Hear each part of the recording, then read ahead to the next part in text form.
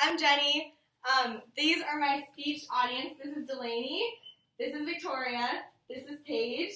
This is Molly. And this is Hannah. And my speech is the critical event that changed the path of my life.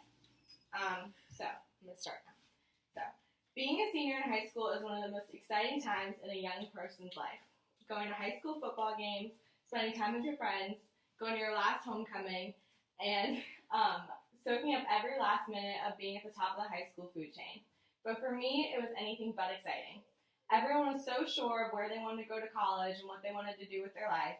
But me, I was lost. I had no idea where I wanted to go or what I wanted to do. Everyone was so excited, and I was not. I had absolutely no idea what I wanted to do, and I had no direction. One day, I felt like I wanted to go to New York City and explore a city lifestyle, and the next day, I felt like I wanted to go to a big school with SEC football tailgates. After speaking with my counselor and assessing the subjects that I enjoyed and the ones that I clearly did not excel at, I discovered that a career in the communications field was the one that I was meant to do. But this question still remained. Where? Where did I want to go to college? Where did I want to spend what most people call the best 4 years of your life? After applying to 9 schools ranging from private schools in New York City to big schools down south, I had narrowed down my search, but not by much. So I visited some schools, but none of them felt like home to me. My sisters both went to JMU, but it was kind of a path that felt like it was expected of me. Both of them joined the same sorority, and they both did a lot of the same activities, but I felt like I wanted something different, and I wanted a challenge. So the question still remained, where did I want to go? In November, my boyfriend at the time asked me to go to Hampton City for the weekend, and I knew some people that were family friends, so I said, sure, why not? That night, I went to a fraternity party, and I went into a friend's room to get a coat that I lost, and I found a girl that was sitting on it, and I awkwardly had to ask for her to get up to get my coat back. And she was really nice, and she said, sure, yeah, and she got up, and she actually made conversation with me. And I told her that I was a senior in high school, and she started asking me where I was applying to colleges. And one of the colleges that I mentioned was ECU, and she actually ended up she was going there at the time.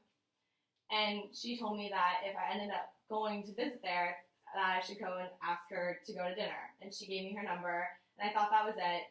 I never thought I would ever text her or anything would come about it.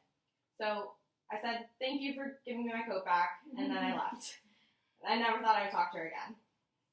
Fast forward to February, I started applying to schools, visiting them, going to admitted students day, the whole 9 yards.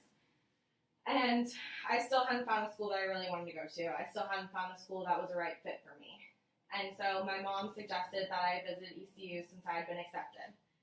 And I went down there, and I had a virus, and I went on a tour, and my tour was miserable because I had a really bad cold. So my mom suggested that I actually end up texting this girl that I met at the party. And I thought, Mom, that's a horrible idea. I don't know this girl. She was just being really nice to me. She probably doesn't even remember me. And my mom said, Jenny, you already made it here. You might as well make the best of it. And I thought, okay, why not? I might as well. So I did, and the girl was really nice to me, and she said, okay, yeah, let's meet for dinner. So I met her for dinner, and she was amazing. She talked to me about all the experience that she's had over the last 4 years. She told me all of her friends that she made, how the college made her grow, and she talked about and she talked about everything that she loved about ECU. And it really sold me on the school. After dinner, she gave me a tour of the campus, and she told me all the insider scoops. She told me about how she loved ECU, all the good dorms that all the good dorms that her friends lived in, where to go out, what restaurants were good, and all the good jazz like that. So after that, I was sold on ECU. And just like that, I found a school that I really knew that was a good fit for me. It's funny that looking back on that, I would have chosen a completely different path if I hadn't met this girl. I would have gone at JMU, just like my sisters did. I would have done the safe thing. I would have joined their sorority. I would have done the same activities that they would have been in. I would have done what would have been expected of me. But I chose a different path because I wanted a challenge. And it's funny because I met this girl randomly, and all because of what happened because she was sitting on my coat. So, that's it.